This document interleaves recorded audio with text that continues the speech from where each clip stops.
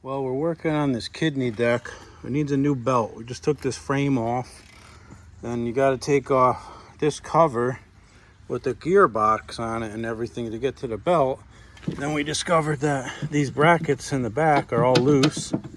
This one's bent. We got to bend that back.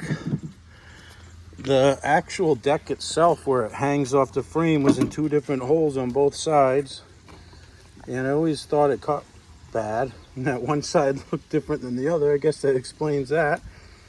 Anyways, let's see if we can zip this top off with the impact. All right, so I got all the bolts out that hold this thing on. They're all carriage bolts. And then I'm going to loosen the belt tensioner here because, it wants to go easy.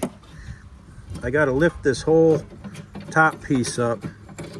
Basically, I got to take the belt off because it's on the bottom of the gearbox here, which is attached to this piece. So I'm not sure what the best way of actually doing that is, but you can pop the belt off one of the side pulleys. We'll check it out. All right, so what I figured out is just lift this up and slide it forwards and expose my belt. Look at this thing. This whole thing is cracked the whole way around. And maybe I can just get this over the pulley and pull it off. What I should do is just cut the belt because the thing is worthless anyways. Well, here's the deal. You got to take all the stuff off this rod. You have to pull the deck through that rod because the idler pulley is mounted on the deck. Now, let's see if that idler pulley is even any good. It's not so bad. We'll let that ride. This thing mows a lawn that's very small, so I'm not too worried about too much about this. But this belt is either the wrong size or totally worn out. And what I had discovered last time was that the way that this gearbox mounted on here looked like it was crooked. So we're going to investigate that first. All right, so I'm going to take the blades off with a 1-inch wrench here. And these things are pretty shot, these blades. So I got new blades and new belt to put on it. That's what our goal was. It was cutting horrible. I got this new belt here. It's supposed to be a 1/2 inch by 76 Sten's belt. Anyways, these pulleys are pretty rusty on here where the belt would go. Hopefully that doesn't chew it up. This old belt, I swear this old belt's like a 3/8 and not a 1/2 inch. That somebody put the wrong size belt on this stupid thing. Yeah, they definitely did. That's gotta be, it's either a 1/2 inch belt that's totally smoked or someone put a smaller belt on. We'll measure it when we're done, but it's definitely not the right belt. And my theory was that this thing was slipping all the time, and that's why it wasn't cutting the grass well. Let's see if that's true. Hey, this belt made in USA. Where's USA? Sounds like a good place. All right, here's our new blade, a Sten's 320 564. Feels real nice, but here's what I noticed right away is that the old blade has a lot more cutting surface than the new blade. You know, it's another 1.5 inches probably. So that's disappointing. Anyways, we'll put these on. All right, so I brought this bent piece over to the press. The top we're never gonna fix, but I was able to flatten out the rest. The good news is that we're using this hole on the bottom. You can see it's pretty egg-shaped, so whatever, it is what it is, right? In a perfect world, you would get a new one of these brackets, I think. I don't even know if they make them anymore. But that's how it's gonna be. All right, so got the blades on. I was gonna grease the spindles, but I don't see any grease fittings, so maybe these have sealed bearings. I tried greasing this, it won't take any grease. I realized that this whole arm is frozen, so I'm gonna try to take this off and see what happens. It's getting windy. I think it's gonna rain. Let's see. It's spinning on the bottom. I thought it moved a little bit, but it's not supposed to be moving on the bolt. It's supposed to be sliding in itself there. So let me take this apart and clean it up, I guess. All right, so I went over to the press and I pressed this bushing out of this hole because this definitely is supposed to spin on it. The grease fitting hole is totally clogged with junk. So first we're going to unclog that grease fitting hole, and then we're going to clean this up here and make it so there's no rust on it. And we'll do the inside of this hole, and hopefully that bushing will pivot in there. All right, I got it freed up here. Cleaned it up with some steel wool. And it spins. We got the grease fitting hole cleaned out. So we'll put our grease fitting back in and see if it will take some grease when it's on the tractor. But yeah, that's why the belt wouldn't tighten up, because this thing was seized up in here. Pretty crazy, huh? Just what a little bit of lack of maintenance would do. But now, in whoever owned this before me's defense, you can't grease this without being under that cover. So unless they took that cover off, they wouldn't even know that this grease fitting exists, since the spindles don't have greasable bearings. All right, so I hit it with the pressure washer here and cleaned up all the gunk that was on there.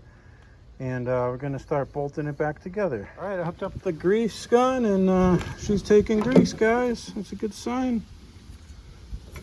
I don't know that it's going all the way around in a circle, but watch.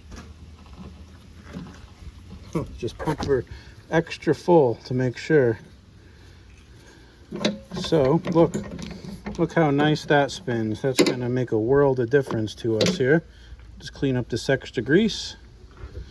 Oh, that's great news. Now these spindles must be maintenance free, because the manual shows that on the top they should have a grease fitting, and there's no grease fittings on these things. So maybe they're a newer replacement part, not sure. I forgot about the problem. Here's what the real problem is, that if you look down at this pulley, the thing is cocked. If I measure this side, oh, this piece of junk ruler, it's missing all the writing. Well, it's a little more than 1.5. It's like 1 and, I don't know, 5/8. If I go to this side, it's less than 1.5. It's like 1 3/8. So there's like a 1/4 inch difference from side to side, which if you look at the top of the gearbox,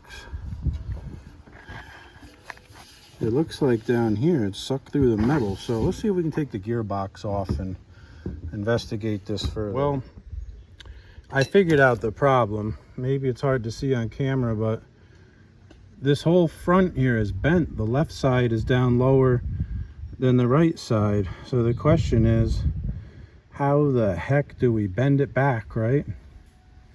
That is the question. Maybe this is really thick stuff too, by the way. I'm not really sure how we can bend that, but that's why it's cocked. Awesome.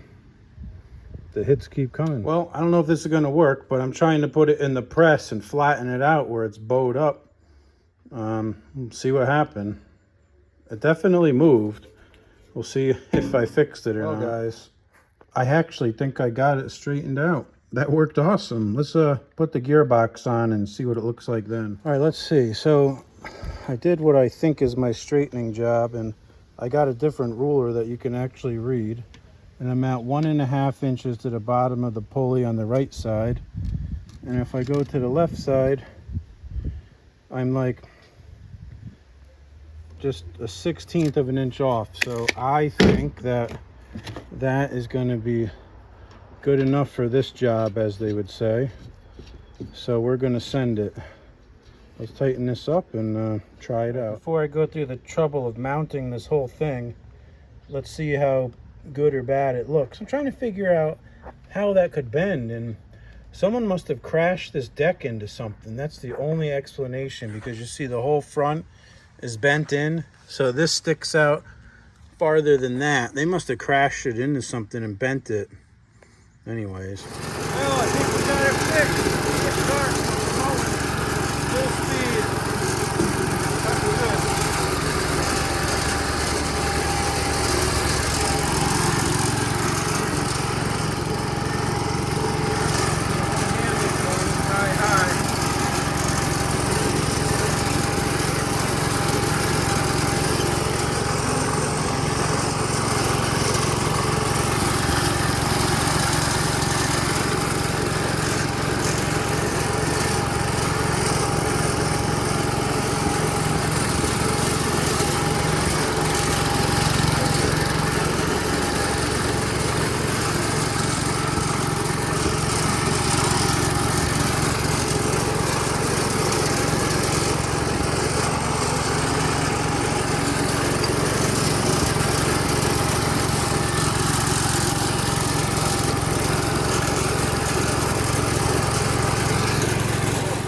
Well, guys, I'm going to call it a success.